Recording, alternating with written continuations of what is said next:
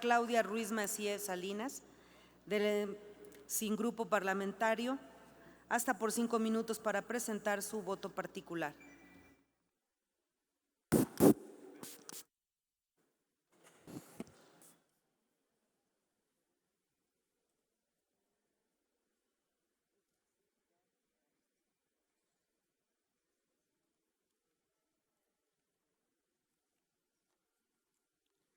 Gracias, presidenta, compañeras y compañeros. Nuestra ley fundamental no solo contempla el diseño institucional de la Suprema Corte de Justicia de la Nación, su organización, sus facultades y sus funciones como máxima instancia jurisdiccional de la República. También establece el mecanismo para la elección de sus integrantes, su renovación escalonada, la duración de su periodo de desempeño, el reconocimiento de sus prestaciones salariales y de retiro, las condiciones para que soliciten licencia o renuncien a su cargo y el procedimiento que se debe seguir ante cada uno de estos escenarios. Todas esas disposiciones constitucionales tienen un propósito esencial para la salud de la República: garantizar la integridad, la autonomía y la institucionalidad de nuestro Tribunal Constitucional. Todas esas disposiciones constitucionales se establecieron para defender a la Suprema Corte de las presiones posibles de otros poderes, para mantenerla aislada de la convulsión política propia de los tiempos electorales, para evitar que el Ejecutivo Federal pueda ejercer control político sobre la Corte a través de la definición de la mayoría de sus integrantes y para asegurar, en la medida de lo posible, la imparcialidad de las ministras y ministros. El tercer párrafo del artículo 98 constitucional establece la posibilidad de que un integrante de la Corte presente su renuncia y se separe definitivamente de su cargo. Pero también, al mismo tiempo, establece la posibilidad de renunciar, previsto siempre bajo una condición excepcional: que exista una causa grave que la motive. En otras palabras, el cargo de ministra o ministro de la Corte es en principio irrenunciable y solo excepcionalmente y por una causa grave es posible presentar la renuncia para que la valoren dos órganos de control. El primero, el titular de la Presidencia de la República, que tiene la facultad de aceptar o no la renuncia. Y el segundo es precisamente el Senado de la República, quien tiene la facultad de aprobar o no la renuncia que a su vez aprobó el Ejecutivo.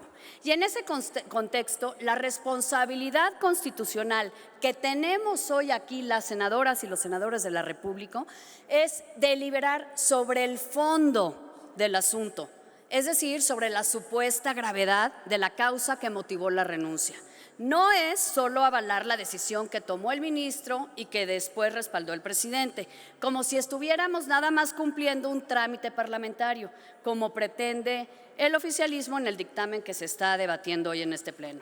Porque un ministro tiene, sí, la prerrogativa de renunciar, pero esa prerrogativa tiene en correspondencia la obligación de que la causa que motive la renuncia sea grave. No cualquier razón es suficiente para dimitir de una obligación constitucional y concluir anticipadamente una responsabilidad pública que además se asumió voluntariamente. En mi opinión, hasta el momento no se ha acreditado ninguna causa grave para justificar la renuncia del ministro Saldívar. Es cierto que la causa grave que debe motivar la renuncia puede ser interpretada con flexibilidad. Se trata de un concepto jurídico indeterminado. Es cierto que está sujeto ante todo al criterio de quien presenta su renuncia, pero mínimamente hay que argumentarla.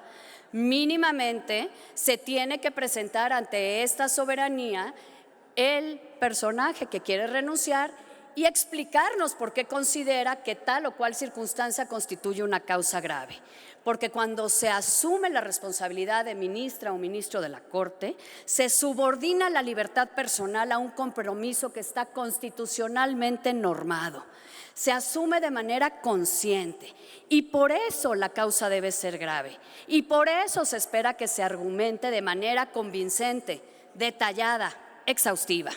Es cierto también que el Ejecutivo Federal ya coincidió con la supuesta gravedad de la causa, aceptó la renuncia, pero esas no son razones para que las senadoras y los senadores nos convirtamos nada más en un aval de un procedimiento simulado cuya conclusión ya estaba definida de antemano.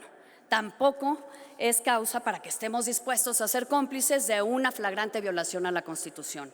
Si nuestra responsabilidad se redujera a convalidar una decisión personal de un servidor público cualquiera, no tendría sentido que el texto constitucional contemplara que participara el Senado de la República en el procedimiento que se establece para aceptar o no una renuncia. ¿Tiene que acreditarse la gravedad del motivo de la renuncia para que el Ejecutivo la valore y la acepte y para que el Senado la pondere y la apruebe? Sí. Y debería ser indispensable no solo expresar la causa de la renuncia, sino argumentar por qué resulta grave, como un requisito mínimo para que sea considerado por los órganos de control. En la misiva que se le envió al presidente por parte del ministro, se dice que las aportaciones que puede realizar desde esa posición, la de ministro, en la consolidación de un mejor país, ya se han vuelto marginales. Pero el Pleno del máximo tribunal, como en cada una de las salas, un solo voto puede hacer la diferencia en el sentido de la definición, los alcances de una sentencia. Una buena argumentación puede cambiar el sentido de una votación y un solo proyecto de sentencia suficientemente sólido puede cambiar incluso el curso de la historia. Y fue precisamente desde su posición como ministro de la Suprema Corte, no como presidente, que el ministro Saldívar realizó a través de la jurisprudencia aportaciones de gran relevancia para la consolidación de un mejor país durante más de una década, desde la libertad de expresión hasta la igualdad entre los géneros, desde la defensa de los derechos fundamentales en el ámbito penal hasta en la protección de los derechos de las minorías.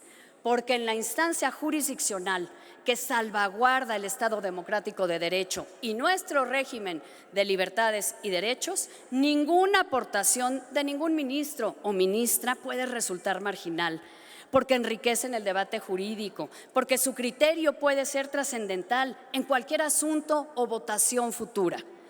Las aspiraciones políticas, aunque puedan ser legítimas, no son razón suficiente para abandonar las responsabilidades constitucionales. El dictamen aprobado por la mayoría de las y los integrantes de la Comisión de Justicia pretende contraponer falazmente las obligaciones constitucionales del servidor público con los derechos fundamentales del individuo. Se señala que la calificación sobre la gravedad de la causa está sujeta a que el deber de desempeñar el cargo por el tiempo previsto no entre en colisión con los derechos humanos de quien desea separarse de su función y que la consideración del renunciante sobre la causa grave debe tenerse por acreditada en razón al libre desarrollo de la personalidad y del derecho a la libertad de trabajo.